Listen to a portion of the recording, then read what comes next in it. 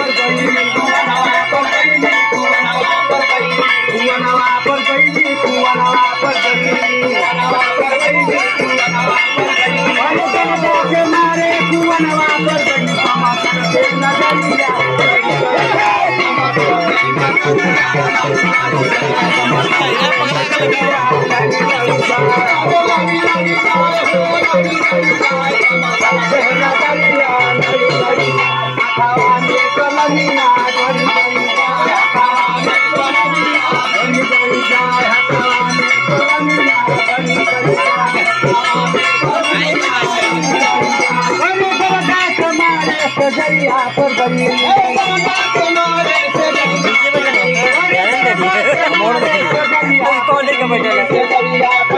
मारे क्या मतलब